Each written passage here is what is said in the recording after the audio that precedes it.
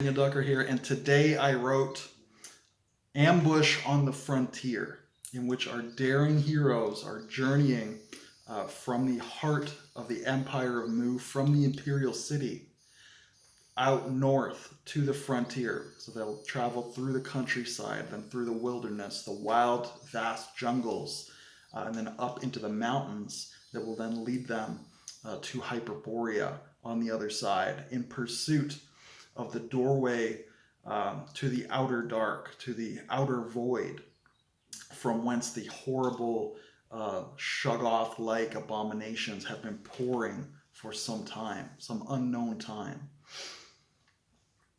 So our heroes don't know this, but the ancient masters, the leaders of this cult who have summoned the old ones, have prepared an ambush for them in the mountains. And I shouldn't say all of our heroes don't know this, because Jamila does.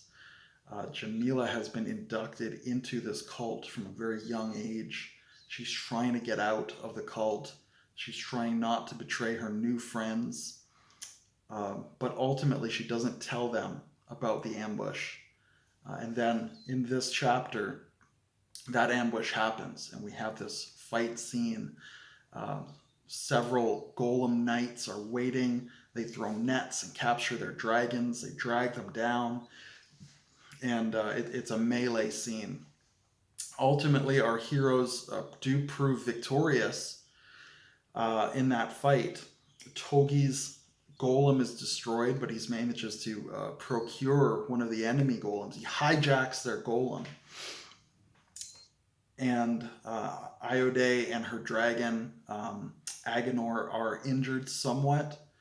But through the skill of our main protagonists of Shinsuke and Cleonike, they do come out on top of this fight scene. So the first half of the chapter is the journey. So again, it's a chance to build the relationship between the characters, especially that romance between Shinsuke and Cleonike. And also to show that Jamila is just very distraught and upset. She knows what's coming. She wants to tell her friends, but she just can't bring herself to do it. She's too young. There's too much guilt. She doesn't know how to react. And then, of course, the second half of the chapter is that fight scene. As with any fight scene, it needs to have its own structure. As with any scene, it needs to have its own structure. A beginning and a middle and an end. If the heroes are coming out on top in the end, they need to start strong, would be the traditional logic, and then they'll have a kind of a dip in the middle where it's unsure. In this case, because it's an ambush, we don't quite follow that type of structure. They start out very, very low, and they slowly fight back, and eventually overcome at the end. So my challenge as an author is to make sure that their victory is in doubt. And we're not having that shine, as we would call it, at the very start of the scene. But by now, we probably don't need that shine. We've had several action scenes with them. We've had so much time to build rapport between those characters and the audience. The audience should be invested by now. If they're not, then I've made a grave mistake, and they're wasting their time, and I'm wasting their time, and that's unfortunate.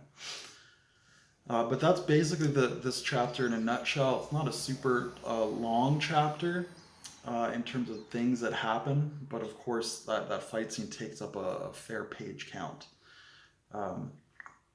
So that's what I wrote today.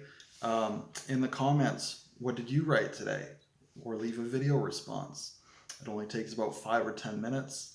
You can build your author's platform a little bit, get people excited and anticipating what's coming next, and when you finally do get your work published. So with that said, I'll sign off. It's David Daniel Ducker. Have a good day, y'all.